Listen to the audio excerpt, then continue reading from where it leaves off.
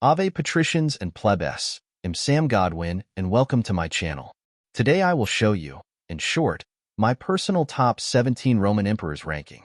It's just personal opinion, so don't take it too seriously. Let's get to business. He was simply the last ruler of the Western Roman Empire to have a real power as emperor. In his short reign, he tried his best to defend what was left of the empire and stop the corruption, economic, and social decline that Rome was facing. He was like a light at the end of a dark tunnel, but that light wasn't enough. With his murder, the last hope to save a dying Rome was gone.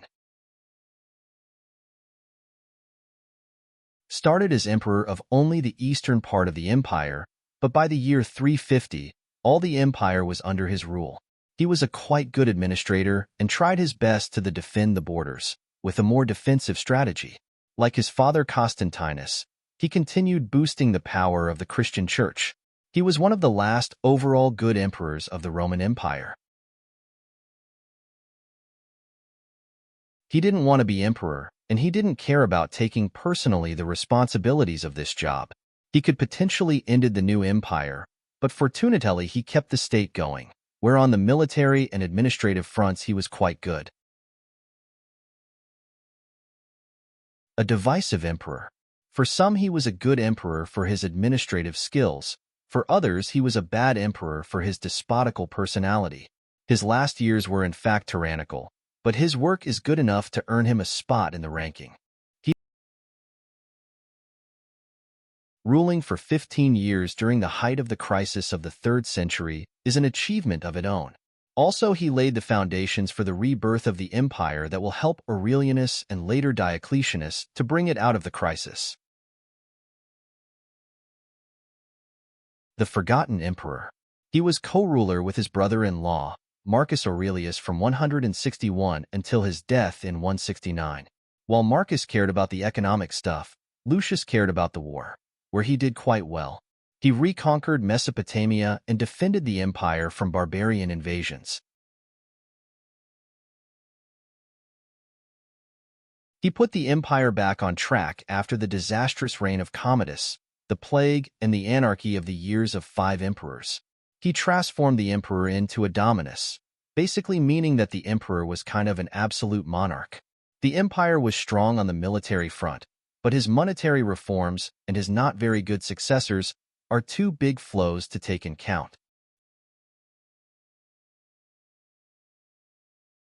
The first Christian emperor ended the Tetrarchy experiment by killing anyone who tried to stop him in his path to become the sole emperor of the empire.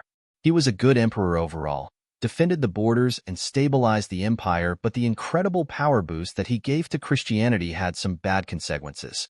For the first time, the Romans started to kill each other due to religious or theological disputes. For Christians, he was the greatest emperor, and surely his influence on history is very, very big. For me, he was a good ruler, but I would not consider him so great.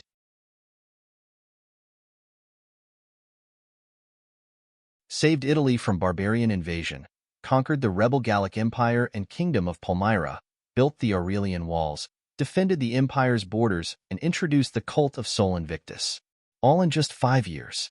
Also, when your nickname is Restitutor Orbis, Restorer of the World, all words are useless.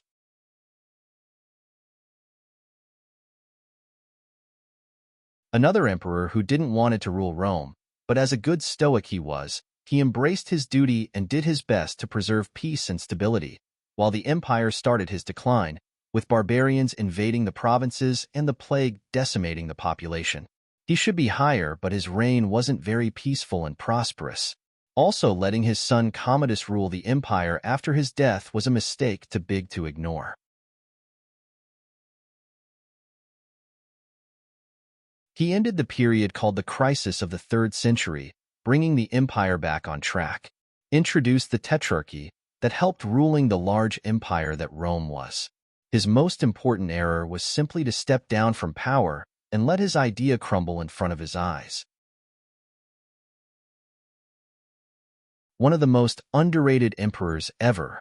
He wasn't supposed to be ruler. His family mocked him for his disabilities. Nobody believed he could do something important in his life.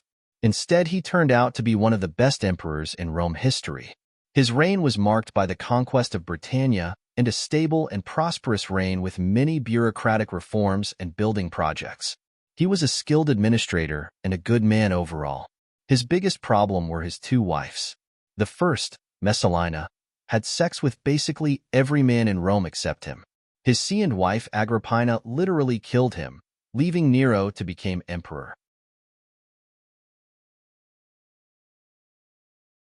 Brought stability to Rome after the last years of Nero's reign and the year of the four emperors, made a lot of reforms and building projects like the Colosseum, and also reconquered Judea. He was overall a good man and a very good administrator for the empire, but his most important reform was the role of the emperor. Starting from him, the emperor became officially independent from the Senate, and he was above all laws. If he ruled for longer, he would be, maybe, even higher on this list. Traianus left a heavy legacy to him, but he proved to be a worthy successor. He abandoned some territories that he deemed to be too difficult to control and focused more on the economic and cultural growth of the empire. He would be higher, if not for the bloody Jewish revolt that costed a lot to Rome. Honorable mentions. These three men didn't make the list, but they should be at least mentioned. Since even they weren't emperors, they left an important mark on Rome, especially the last one. Flavius Aetius and Stilicho, two generals of the 5th century that tried their best to defend Rome from barbarian invasions while the emperors they served were incapable and incompetent. The last one is none other than Gaius Iulius Caesar, a great general and a great politician. He was simply the key man in the process of transformation of Rome from a republic into an empire.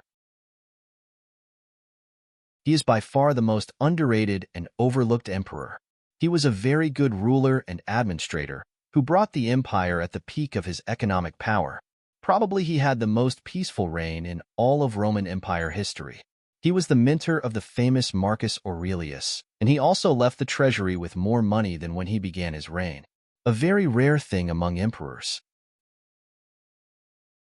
Simply the Optimus Princeps brought the empire to its height of power and territorial expansion. He was a great general, a great administrator, and a great ruler. The Italian poet Dante Alighieri, in his Divine Comedy, put him in paradise. A pagan, in paradise. An incredible demonstration of how respected Traianus was and still is. Without any surprise, we find the first emperor at the top.